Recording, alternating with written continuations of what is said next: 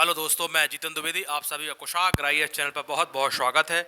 आज हमारा टॉपिक है 73वां संविधान संशोधन 1992। इसके अंतर्गत ही पंचायत राज लागू हुआ है। लागू की डेट है 24 अप्रैल 1993। इसके पहले हमने पंचायती राज को कैसे पढ़ना है उसको हमने प्रारूप बनाया था, जिसमें हमने इतिहासिकता को देखा। ऐतिहासिकता में हमने वैदिक काल से प्रारंभ किया कि वैदिक काल में सभा समिति विदर्भ नामक संस्थाएं होती थीं। मौर्योत्तर काल में वृद्धजनों की एक परिषद होती थी जो प्रशासन में मदद करती थी, यानी स्थानीय लेवल पर स्वशासन की बात हो रही थी। फिर हमने आपके गुप्त काल में बात की, हमने सल्तनत काल में भी बताया। इसके बाद हमने आपको मुगल काल ब्रिटिश काल में भी आपको बताया कि कैसे कैसे स्वशासन का विकास हुआ है। फिर 1907 का शाही विकेंद्रीकरण, 1919 का भारत शासन अधिनियम, 1935 फिर संविधान निर्माण, है ना। इसके बाद जब स्वतंत्रता भारत आज़ाद हो गया तो आपके पंडित जवाहरलाल ने 1952 में सामुदायिक विकास कार्यक्रम चलाया, जो कि असफल हुआ। असफल क्यों हुआ ये भी हमने कल आपको बताया था। उसकी जांच के लिए बलवंत राय मेहता समिति आती है जो त्रिस्तरीय पंचायती राज की व्यवस्था की बात करती है। फिर ऐसी कई समितियां आती हैं। फाइनली आपका नरसिम्हा राव सरकार में 73वां संविधान संशोधन क्या हो जाता है, पारित हो जाता है। और जो भी हमने आपको बताया, ये हमारा पहला वीडियो देखेंगे आप, इसका पार्ट 1, तो सब हमने डिटेल में चर्चा की है। आज हम अपने टॉपिक पर आते हैं, 73वां संविधान संशोधन 1992। तो आप लोग हेडिंग डाल लें।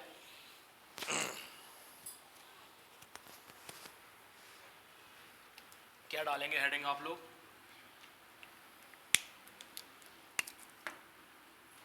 तिहत्तरवां संविधान 73वां संविधान संशोधन 73वां संविधान संशोधन अधिनियम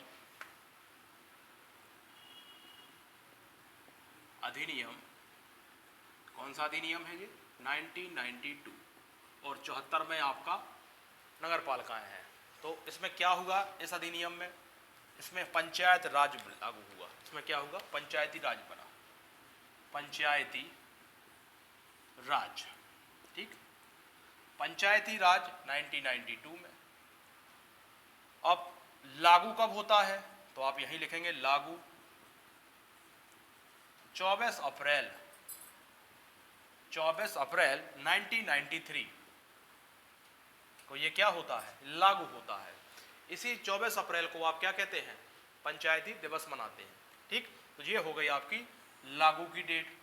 अब जब लागू हो गया तो किस भाग में रखा, कितने अनुच्छेद हैं, कौन सी अनुसूची में जोड़ा गया, ये सब पर हम आज चर्चा करेंगे। तो आप लिखेंगे भाग 9 में, यानी भाग 9 है। अनुच्छेद आपके 16 हो गए। विषय अनुच्छेद 16 का मतलब कुल अनुच्छेद लिखें आप, कुल अनुच्छेद 16। ऐसा ना मान लें कि अनुच्छेद 16 मान लें आप, कुल अनुच्छेद है, यानी 16 अनुच्छेद हैं आपके पंचायती राज में। इसके बाद विषय कितने हैं इसमें? विषय हैं आपके 29। और क्या है? और इसको 11वीं अनुसूची में जोड़ा गया है। तो आप एक और लिखें यहाँ, 11वीं अनुसूची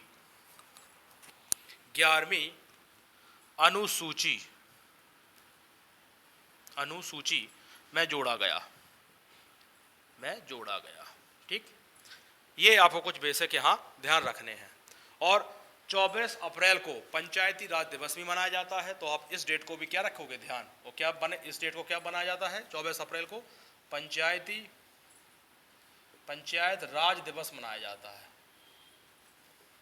ठीक, ये आपको कुछ फैक्ट, ये है 73वां संविधान संशोधन नरसिम्हा राव सरकार 1992 में ये पास हुआ था और 73वां संविधान संशोधन करके पंचायती राज लागू किया था। तो लागू की डेट ध्यान रखेंगे आप, 24 अप्रैल 1993। आप किस भाग में रखा गया? तो भाग 9। कुल कितने अनुच्छेद हैं? 16 अनुच्छेद हैं। कितने विषय हैं? 29 विषय हैं। कौन सी अनुसूची में जोड़ा गया? 11वीं अनुसूची में जोड़ा गया। ये कुछ आपको फैक्ट यहाँ ध्यान रखने थे। अब इसके बाद देखेंगे आप संरचना। संरचना में देखेंगे मतलब कि पंचायती राज की संरचना क्या है। तो आप हेडिंग डालें, इसका स्क्रीनशॉट ले लें आप और हेडिंग डालें आप संरचना। इसका स्क्रीनशॉट ले लें, जितने भी पॉइंट लिखा है अभी हमने आपको सब पूछे जाने वाले हैं।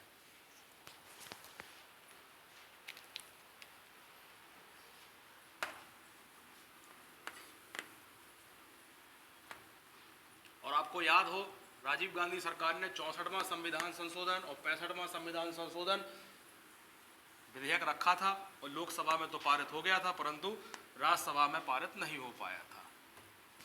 ये सब हमने पिछले वीडियो में पढ़ाया हुआ है, उसको हम रिपीट नहीं कर रहे हैं ताकि वीडियो लंबा ना हो जाए। आप लिखेंगे आप संरचना। संरचना कैसी संरचना है आपकी? त्रिस्तरीय है, त्रिस्तरीय है। ठीक, तो त्रिस्तरीय में पहला कौन है? पहला आपका होता है, क्या होता है? पहला आपका होता है, बड़े से ऊपर से आए तो जिला स्तर पर होता है।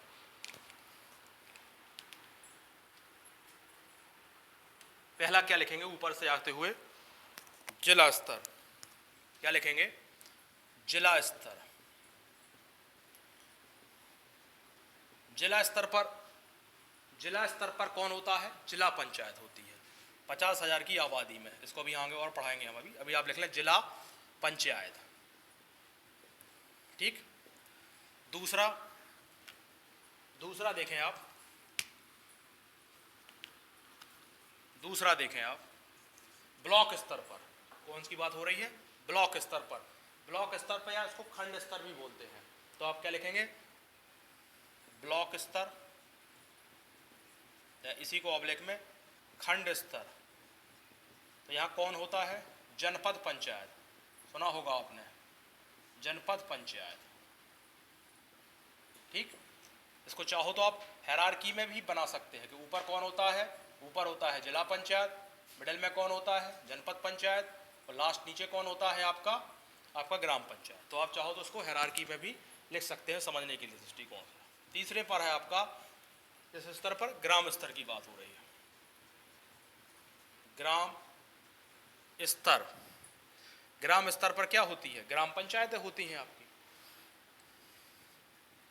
ग्राम पंचायत। ठीक, अब जो होगा इसकी संरचना यानी 3 स्तर पर होते। आप चाहो तो एक पिरामिड आकार में भी इसको समझ सकते हो ताकि समझने में आपको क्लियर हो जाए आपका पंचायती राज।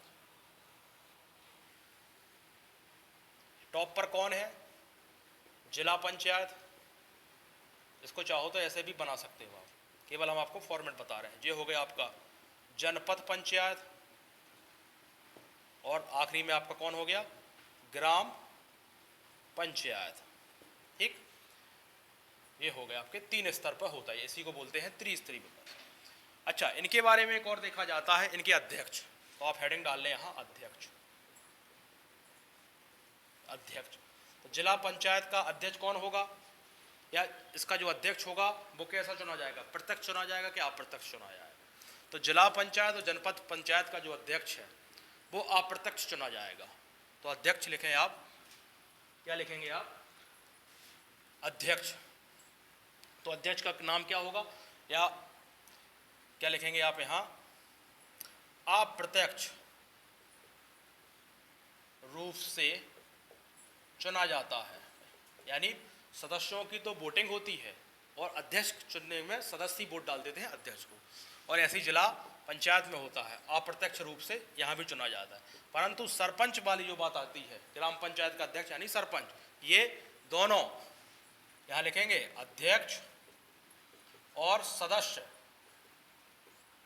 दोनों ही प्रत्यक्ष मतदान से चुने जाते हैं। प्रत्यक्ष मतदान से चुने जाते हैं। ठीक, अब चाहो तो एक नोट लिख लो आप, ताकि आपको तीनों का, भाई इसके अध्यक्ष, इन दोनों के जो अध्यक्ष हैं वो अप्रत्यक्ष रूप से चुने जाते हैं, और इसके अध्यक्ष और सदस्य दोनों प्रत्यक्ष मतदान से चुने जाते हैं, और इन सभी के सदस्य देखा जाए तो वो कैसे चुने जाएंगे? प्रत्यक्ष मतदान से। तो लिखो आप, क्या लिखोगे आप? इन सभी स्तरों पर, इन सभी स्तरों पर, इन सभी स्तरों पर सदस्य का चुनाव प्रत्यक्ष मतदान से होता है, प्रत्यक्ष मतदान से होता है। ठीक, ये हो गया त्रिस्तरीय पंचायती व्यवस्था मध्य प्रदेश की। जिला स्तर पर जिला पंचायत, ब्लॉक स्तर पर जनपद पंचायत, ग्राम स्तर पर ग्राम पंचायत। ग्राम पंचायत में, अच्छा एक और नोट में पॉइंट लिख लें, उप सरपंच जो बनता है आपका, वो चुनता है। तो यहाँ नोट में पॉइंट लिख रहे हैं, उप सरपंच को चुनते हैं आप। केवल सरपंच और जो आपके क्या हुए सरपंच और वार्ड मेंबर गांव के वोट, प्रत्यक्ष वोट डालते होंगे गांव में आप, परंतु जब जिला पंचायत के अध्यक्ष की बात आए और जनपद पंचायत के अध्यक्ष की बात आए तो वो अप्रत्यक्ष रूप से ही क्या होते, चुने जाते हैं। ठीक, ये आपने संरचना देख ली, इसका स्क्रीनशॉट ले लें। अब हम ग्राम पंचायत पढ़ेंगे, जनपद पंचायत पढ़ेंगे, और इनको अभी और पढ़ेंगे कि ग्राम पंचायत कितने लोग होना, जनसंख्या कितना होना चाहिए, कितने वार्ड होना चाहिए, इसका राजनीतिक प्रमुख कौन होता है, ये सब हम अभी पढ़ेंगे। अभी तो आप त्रिस्तरीय भर देख लें कि जिला स्तर पर जिला पंचायत, ब्लॉक स्तर पर जनपद पंचायत और ग्राम स्तर पर ग्राम पंचायत। और जिला पंचायत और जनपद पंचायत में जो अध्यक्ष हैं वो अप्रत्यक्ष रूप से चुने जाएंगे, जबकि सदस्य तीनों में ही डायरेक्ट चुने जाएंगे, यानी मतदान से, प्रत्यक्ष मतदान प्रणाली से। और इसको तो आप जानते भी सब अच्छे से। अब हेडिंग डालें ग्राम पंचायत। क्या डालेंगे हेडिंग? ग्राम पंचायत।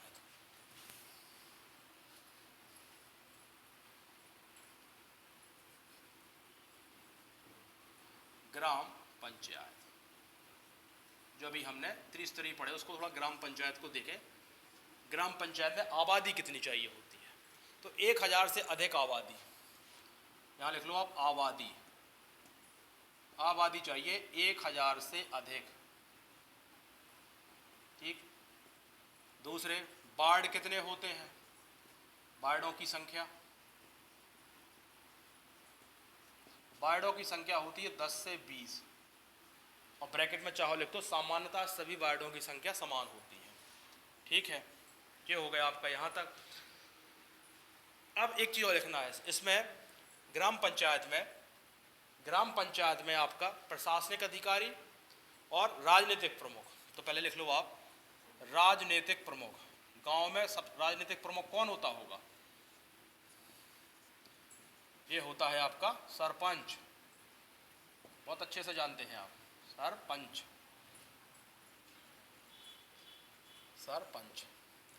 और प्रशासनिक प्रमुख कौन होता है? प्रशासनिक प्रमुख होता है सचिव।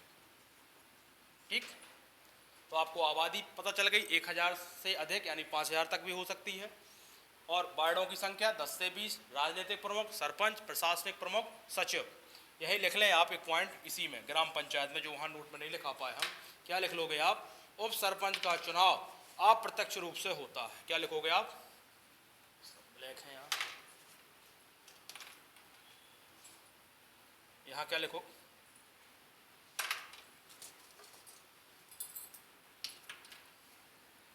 लिखेंगे आप उप सरपंच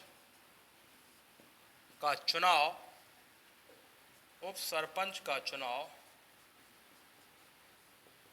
अप्रत्यक्ष रूप से होता है, अप्रत्यक्ष रूप से होता है। बस इतना आप जानेंगे किसके बारे में? ग्राम पंचायत के बारे में। ठीक है, अगली हेडिंग लिखेंगे आप जनपद पंचायत। अगली क्या लिखेंगे आप? इसका स्क्रीनशॉट ले लें। 1000 से अधिक का मतलब 5000 तक हो सकती है। वार्ड 10 से 20, सभी वार्डों में संख्या लगभग बराबर होती है। अब कई में थोड़ा आगे पीछे हो तो भी चलता है, और सामान्यतः बराबर ही देखी जाती है। अब क्या डालोगे? जनपद पंचायत। ऐसे इसमें देखेंगे जनपद पंचायत। जनपद पंचायत में आबादी देखो, वैसे ही जैसा बनाया था फॉर्मेट, आबादी है यहाँ 5000 से अधिक, 5000 से अधिक। वार्ड कितने होते होंगे, वार्डों की संख्या, वहां 10 से 20 थे, यहाँ 10 से 25 हो गए। ठीक है, यहाँ भी राजनीतिक प्रमुख होता है और प्रशासनिक प्रमुख होता है, तो वैसे लिख लो आप, राजनीतिक प्रमुख और एक होता है प्रशासनिक प्रमुख। तो राजनीतिक प्रमुख होता है जनपद अध्यक्ष। आपने जनपद अध्यक्ष, ब्लू पेन, जनपद अध्यक्ष।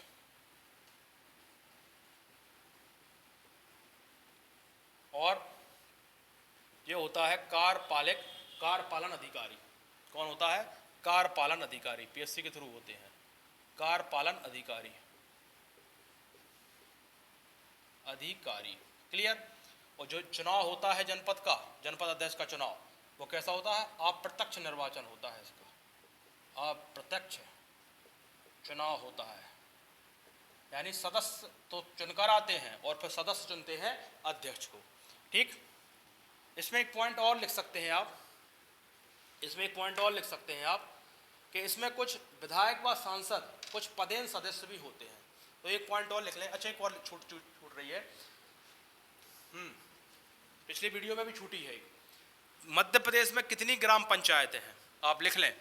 ग्राम पंचायत में एक चीज छूट गई हमसे, ग्राम पंचायतें कितनी है आपके यहाँ एमपी में, ग्राम पंचायतों की संख्या, ये आप पहले वाले में ऐड कर लें। ये है आपकी 23,922। कितनी है, ये है आपकी संख्या 23,922। ये हम आपको जहाँ ग्राम पंचायत लिखा है वहाँ आप संख्या और लिख लें, पूछी जाती है 23,922। और जनपद, मध्य प्रदेश में जनपद पंचायतें कितनी हैं, तो जनपद पंचायतों की संख्या यहाँ लिख लो आप, जनपद पंचायतों की संख्या, यानी मध्य प्रदेश में कितनी जनपद संख्या है, 313 है। क्लियर। और पंचायत कितनी है, 23,922। अब इसका भी स्क्रीनशॉट। अच्छा, एक चीज और लिखना था, क्या, इसमें पदेन सदस्य होते हैं। इसमें पदेन सदस्य कौन होगा, विधायक और सांसद। विधायक और सांसद, इसका आप क्या ले लें, स्क्रीन शॉट ले लें। और अगली हेडिंग डालें क्या, ये आप नोट कर लेना। पिछले वाले में बताना भूल गए थे कि गाँव की कितनी संख्या है, 23,922, और जनपदों की कितनी संख्या है मध्य प्रदेश में, 313। ठीक, अगला लिखें आप, जिला पंचायत। क्या फॉर्मेट यही बना रहने दो।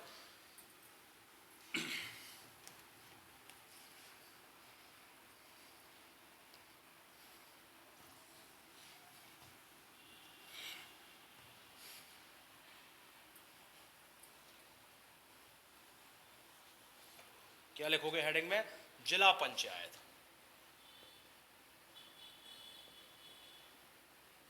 जिला पंचायत, कितनी जिला पंचायत है,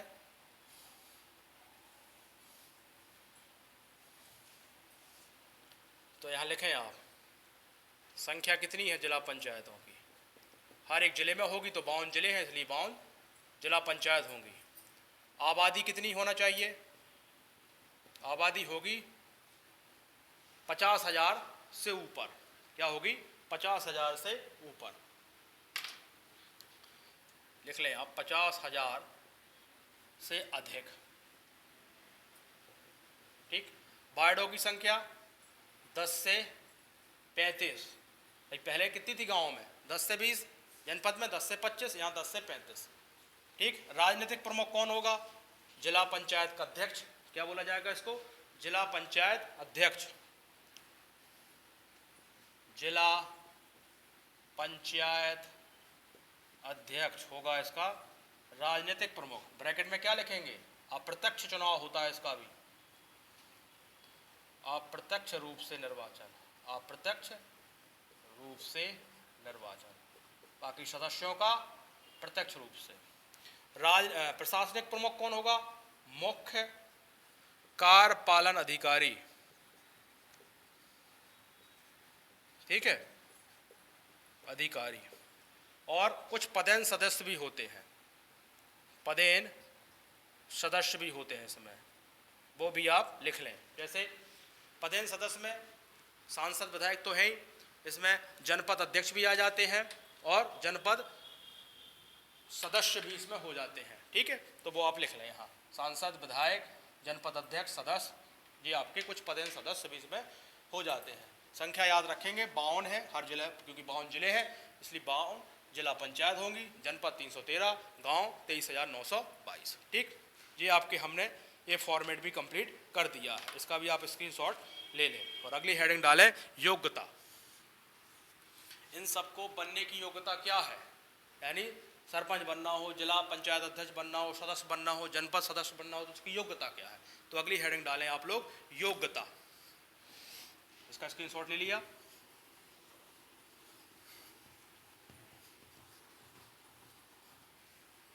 और अगली हेडिंग क्या डालेंगे? योग्यता। ये तो हमने तीनों के बारे में बता दिया आपको। योग्यता चाहिए 21 वर्ष, पहली योग्यता। पहली योग्यता क्या है? 21 वर्ष की आयु न्यूनतम हो। ब्लू पे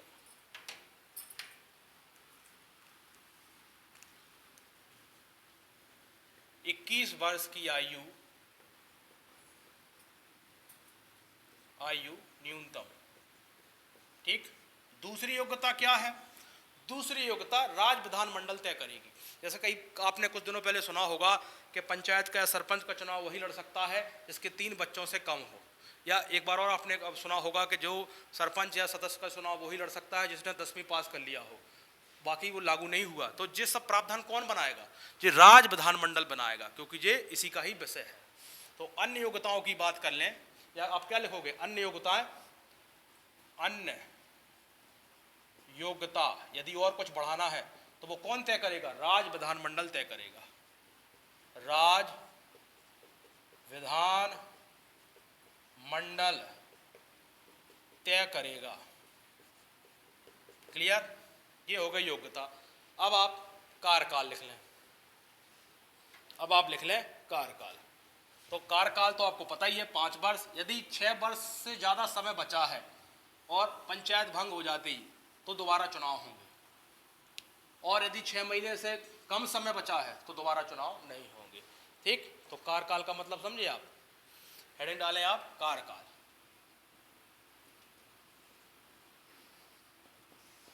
कार्यकाल, कार्यकाल में 5 वर्ष तक,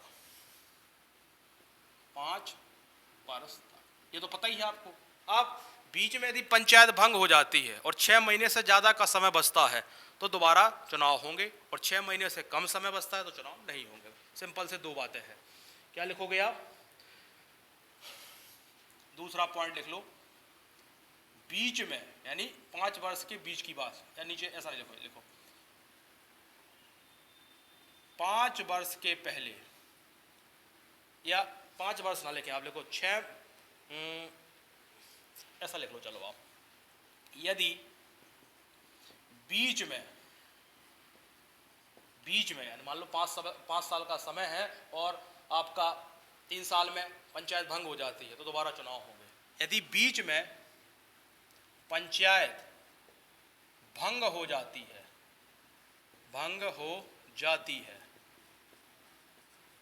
और ब्रैकेट में लिख लो 6 माह से अधिक का समय बचा हो, 6 माह से अधिक का समय बचा हो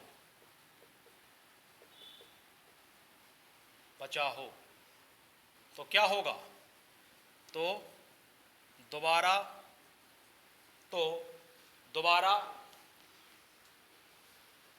पंचायत या दोबारा पंचायत का पुनर्गठन होगा, दोबारा पंचायत का पुनर्गठन होगा, ठीक।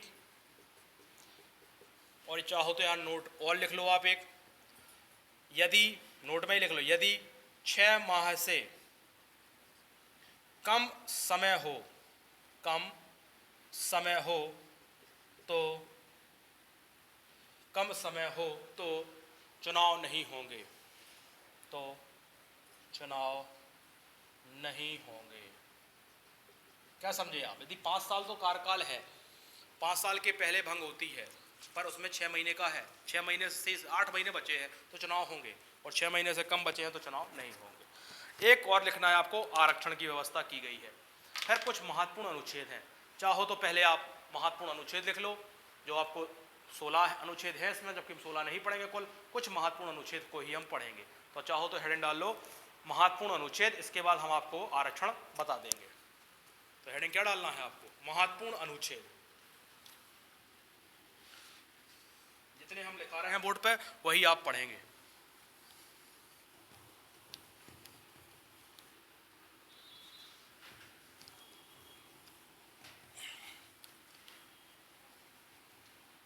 क्या लिखोगे आप? महत्वपूर्ण अनुच्छेद, महत्वपूर्ण अनुच्छेद। ठीक, तो अनुच्छेद कहां से देखना है आपको? और पहली बात तो किसमें है पंचायत? पंचायती राज किसमें है? 243 में। क्या दिया गया है? सब परिभाषाएं हैं, परिभाषाएं।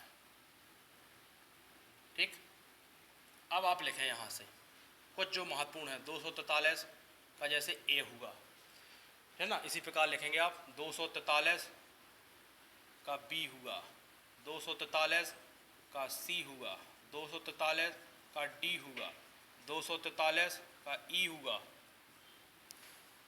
243 का ई हुआ, 243 का एफ हुआ। ठीक है ना। अब क्या है इनके बारे में, एक एक लाइन आपको रखना है याद, ताकि आप एग्जाम में आए तो आराम से टिक कर पाए। पहले में क्या है? पहले में ग्राम सभा है, यानी 243 के ए में क्या है? ग्राम सभा है। यहां लिख लो आप ग्राम सभा। 243 के बी में क्या है? गठन है, यानी पंचायतों का गठन है, पंचायतों का गठन है। सी में क्या है? संरचना है। ठीक, डी में क्या है? डी में है आपका आरक्षण, डी में है आपका आरक्षण। ठीक है, आरक्षण के बाद पंचायतों की अवधि, टाइम पीरियड, पंचायतों की अवधि। ठीक, अब अवधि हो गया। एफ में क्या है? योग्यताएं, अहर्ताएं, या तो योग्यताएं लिख लो आप सीधा, योग्यताएं। ठीक, अब आप और लिखें 243 का, कहां तक? एफ तक आ गए। 243 का जी, जिसमें आपकी क्या है? शक्तियां हैं। 243 का जी हो गया। जी के बाद आपका एच आई, जी के बाद एच, 243 का आई, 243 का आई जे, और 243 के। बस इतना ही आप पढ़ेंगे, यही महत्वपूर्ण है आपके लिए। ठीक, अब जी में क्या है? जी में है आपकी शक्तियां। जी में क्या है? शक्तियां हैं, शक्तियां हो गई। शक्तियों के बाद क्या है? कर अधिरोपित करने की शक्ति,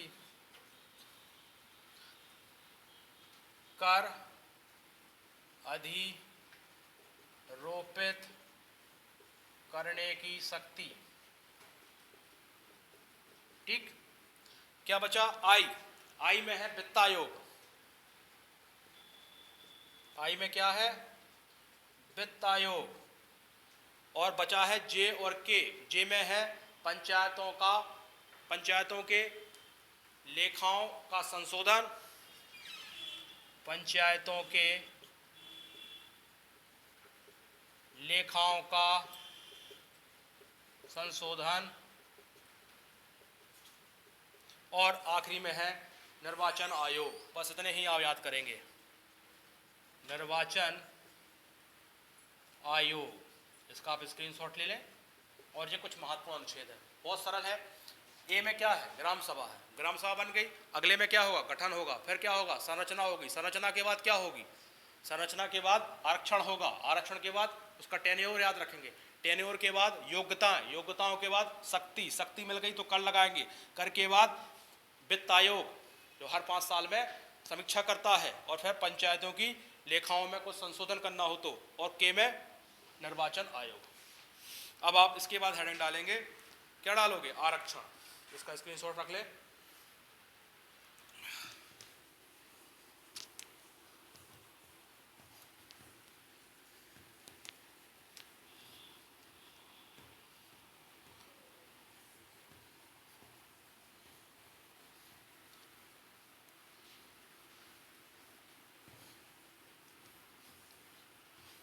क्या लिखेंगे आप? आरक्षण। आरक्षण की व्यवस्था क्या है तो लिखेंगे आप आरक्षण। देखिए कुछ पॉइंट लिखना है इसमें, जैसे एससी और एसटी के लिए,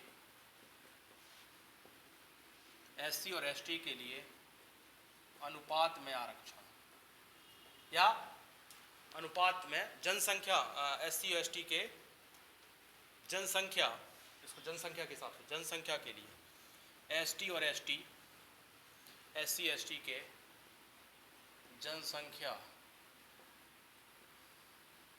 के अनुपात में, ठीक, अनुपात में। अच्छा, एक यहाँ याद रखना, 1/3 महिलाओं के लिए जरूर है, ठीक, और क्या है? अच्छा, महिलाएं तो है तो इसमें लिखना कुल महिलाओं के लिए भी है, कुल महिलाओं के लिए। अच्छा, मध्य प्रदेश में कितना चल रहा है महिलाओं के लिए? 50%, ये भी ध्यान रखेंगे आप, ठीक। कुल महिलाएं में सब आएंगी आपकी, एससी आएगी, एसटी आएगी, और सामान्य सब जितनी भी होती है सभी आएंगी। अच्छा, एक चीज और ध्यान रखें, जो हमने जो 1/3 लिखाया है ये सब राज्यों के हिसाब से, परंतु आप तो एमपी को ध्यान में रखते हुए लिख रहे हैं, इसलिए एमपी में क्या है? एमपी में 50% आरक्षण लागू है। कई राज्यों में आज भी 1/3 आरक्षण है, परंतु मध्य प्रदेश में 50% आरक्षण है। तो आप लिखेंगे 50% आरक्षण महिलाओं को लागू है। कैस में लागू है? एमपी में। बाकी कई राज्य ऐसे हैं जहां आपको 1/3 याद रखेंगे। जब आप इंडियन पॉलिटी पढ़ेंगे तो वहाँ 1/3 जो भी हम लिखा रहे थे उस पर ध्यान रखेंगे आप, और जब मध्य प्रदेश का ध्यान रख रहे हो तो 50% आरक्षण है, ठीक है। ये हो गया आरक्षण में। अच्छा, ओबीसी की बात बची है, तो ओबीसी का राज्य विधानमंडल तय करेगी। क्या करेगी? ओबीसी के लिए राज्य विधानमंडल, राज्य विधानमंडल, राज्य विधानमंडल के लिए, राज्य विधानमंडल के लिए आरक्षण का प्रावधान करता है, आरक्षण का प्रावधान करता है। राज्य विधानमंडल के लिए, ओबीसी के राज्य विधानमंडल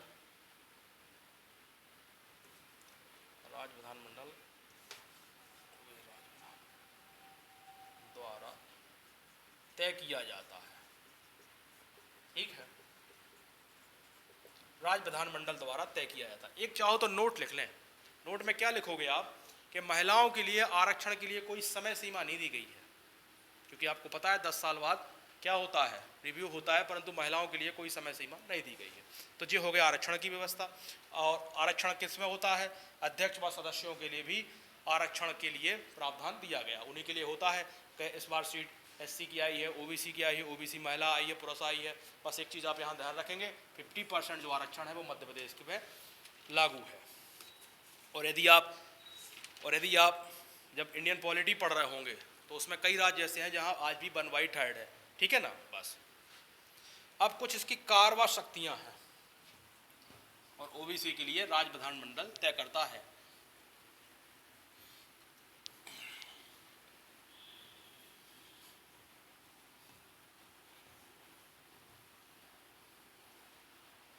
अब कुछ इसकी कार्यवाही शक्तियां हैं,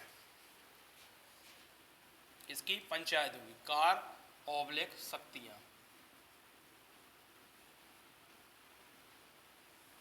क्या है शक्तियां? देखो, एक तो जो ग्राम पंचायतों में ग्राम पंचायतों के आर्थिक विकास और सामाजिक विकास की रूपरेखा बनाते हैं और उसकी दिशा में कार्य करते हैं।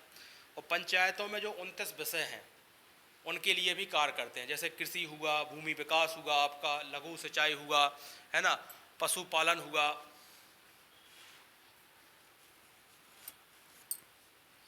मत्स्य पालन हुआ, मत्स्य उद्योग हुआ, पेयजल हुआ, विद्युत हुआ। ऐसे तो 29 विषय हैं। तो आप कार्य व शक्तियों में क्या लिखेंगे? आर्थिक विकास,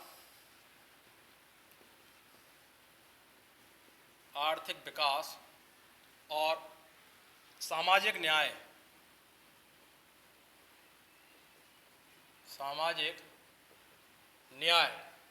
के कार्यक्रम बनाना।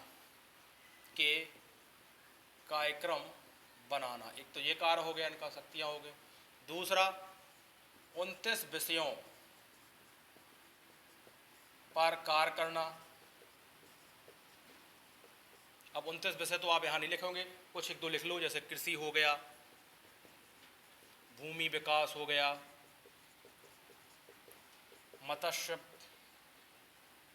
मत्स्य उद्योग हो गया,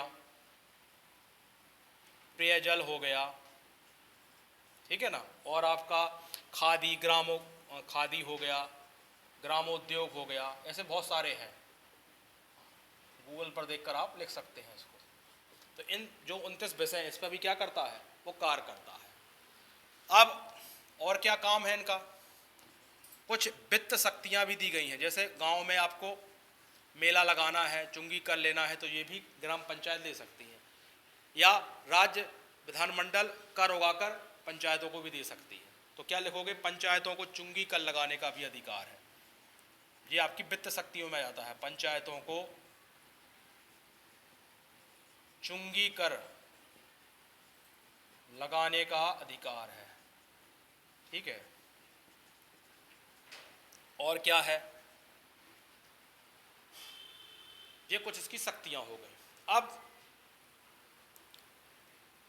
अब बचा है आपका क्या? इसमें राज्य वित्त आयोग बचा है। राज्य वित्त आयोग हर 5 साल में, हर 5 वर्ष में राज्यपाल द्वारा गठित किया जाता है। तो केवल आप हेडिंग लिख लें, क्या? राज्य वित्त आयोग, ठीक है ना। पंचायत मेला हुआ, उस पर भी टैक्स लगा सकता है, कि कोई हाट बाजारों पर भी टैक्स ले सकता है, पर यदि पंचायत नहीं कर पाती तो राज्य विधानमंडल उगाकर पंचायतों को भी दे सकता है। अब आप क्या लिखेंगे? राज्य वित्त आयोग। राज्य वित्त आयोग का काम क्या है? क्या है? 5 वर्ष में, हर 5 वर्ष में, हर 5 वर्ष में राज्यपाल द्वारा गठित किया जाता है समीक्षा के लिए, कि पैसा जो आया है वो कहाँ खर्च हुआ है, ठीक है। सदस्य संख्या निर्धारित नहीं है। कार्य क्या करना है, ठीक है। इसके कार्य क्या होते हैं? जनरली कार्य होते हैं कि ग्राम पंचायतों को वित्तीय संबंधी कुछ सुझाव दे, और कुछ राज्य विधानमंडल से पंचायत के हिस्से में कुछ पैसों की क्या करें? सिफारिश भी करें। तो ये उसके कार्य होते हैं, आप इसको लिख लेना। अब एक होता है राज्य चुनाव आयोग। केवल हम तो हेडिंग डला के आपको यहाँ से इसको केवल समझा रहे हैं। राज्य चुनाव आयोग, ये आपके में यूनिट 10 में अलग से दिया गया है, पूरा डिटेल पढ़ेंगे हम वहाँ। तो एक सदस्यीय है, और उसकी नियुक्ति और सेवा शर्तें सब राज्यपाल तय करते हैं। कार्य क्या होता है? मतदाता सूची बनाना, पंचायत और नगर पालिकाओं के चुनाव कराना, और पंचायत और नगर पालिकाओं में जो भी चुनाव विवाद होते हैं वो न्यायपालिका के क्षेत्राधिकार में नहीं आते हैं। तो बस चुनाव आयोग भी आप ध्यान रखना कि एक सदस्यीय होता है। इसको हमें डिटेल से पढ़ना है, इसलिए इसकी यहाँ चर्चा नहीं कर रहे हैं। एक सदस्यीय चुनाव आयोग, ठीक है। और चुनाव आयोग की नियुक्ति और क्या कहलाते हैं? नियुक्ति और सेवा शर्तें। नियुक्ति और सेवा शर्त कौन तय करता है? राज्यपाल तय करता है, राज्यपाल द्वारा, ठीक। और क्या काम, इसका कार्य क्या है? मतदाता सूची बनाना और चुनाव करवाना, पंचायत। और इसको यहाँ इसलिए छोड़ रहे हैं इन दोनों टॉपिकों को क्योंकि ये अलग से आपके यहाँ हैं, ठीक। ठीक, बस आप तो ध्यान रख लें कि आपको ध्यान रखना है हर 5 साल में राज्यपाल एक गठित करता है वित्त आयोग को, और राज्य चुनाव आयोग एक सदस्यीय है। नियुक्ति और सेवा शर्तें जो भी हैं वो राज्यपाल द्वारा तय होती है। ये टॉपिक आपका कंप्लीट होता है। एक अभी हाल में ही करंट में एक चीज़ हुई है, मध्य प्रदेश पैसा एक्ट लागू हुआ है। पैसा एक्ट 1996 का है, ठीक है ना। और ग्राम सभाओं को कुछ पावर दिए गए हैं। बिरसा मुंडा के जन्म दिवस पर शिवराज सिंह ने नवंबर में कुछ ग्राम सभाओं को पावर दिए हैं, जैसे जल, जंगल, जमीन और श्रमिक और संस्कृति संरक्षण का एक पंच तत्व बनाया है पैसा एक्ट के तहत।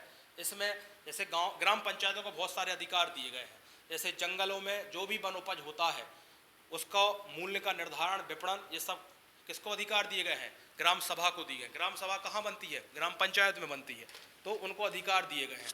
और पटवारी हुआ, फॉरेस्ट का बीट गार्ड हुआ, जमीन का लेखा जोखा भी पंचायत में जमा करेगा, यानी ग्राम सभा में रखेगा, ताकि हर एक व्यक्ति को बार बार तहसील ना जाना हो।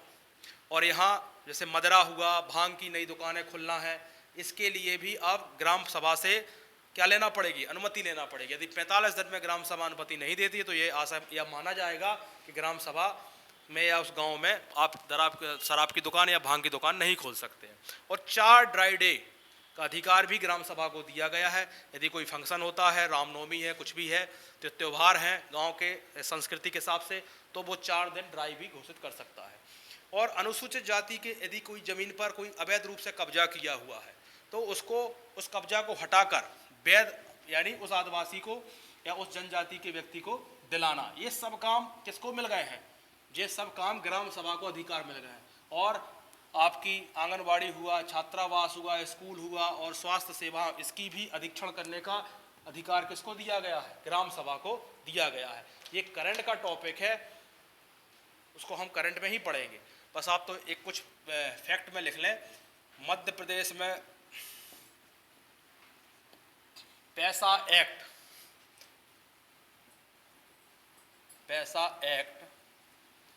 कब का है? 1996 का लागू हुआ,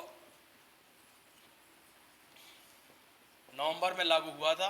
और बिरसा मुंडा के जन्म दिवस पर, बिरसा मुंडा के जन्म दिवस पर संभवतः नवंबर 2022 से, ठीक है ना। और इसमें क्या हुआ था? जल जीवन नहीं जल, जंगल, जमीन, श्रमिक एवं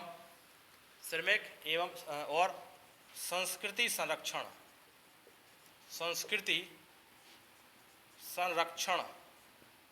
का पंचामृत, क्या बोलते हैं उसको? पंचामृत बना, जिसमें कितनी चीज? पंचामृत 5 चीजों से बनता है। तो 5 कौन से दिख रहे हैं आपको? जल, जंगल, जमीन, श्रमिक और संस्कृति, इस सब पर कुछ अधिकार दिए हैं। किसमें? पैसा एक्ट के थ्रू ग्राम सभा को, यहाँ चाहो तो लिख लो आप, ग्राम सभा को अधिकार दिए हैं, अधिकार दिए हैं। तो एक तो यही हो गया। ऊपर से हमने क्या बताया आपको?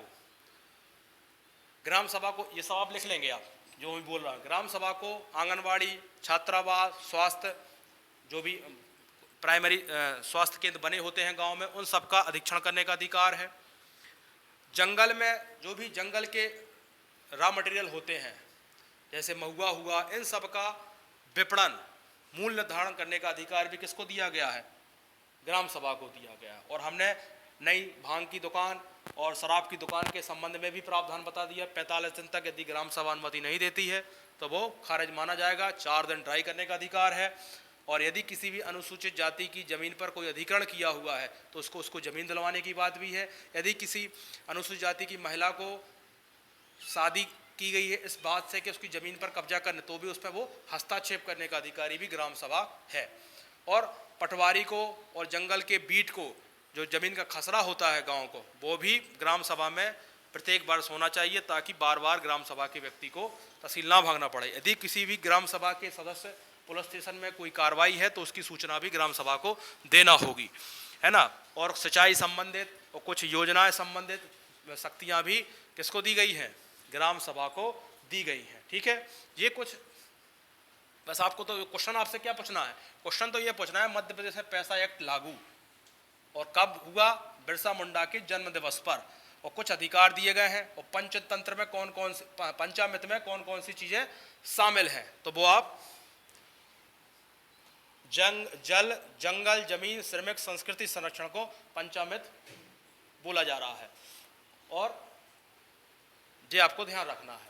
इसको हम करंट में जरूर बताएंगे और कौन कौन से अधिकार दिए गए हैं, इतना हमने बताया है। यदि आप चाहो लेक्चर सही से सुना हो तो आप इसमें ऐड कर सकते हैं कि अनुसूचित जाति की जमीन पर अवैध कब्जा ना हो जाए, ठीक है ना।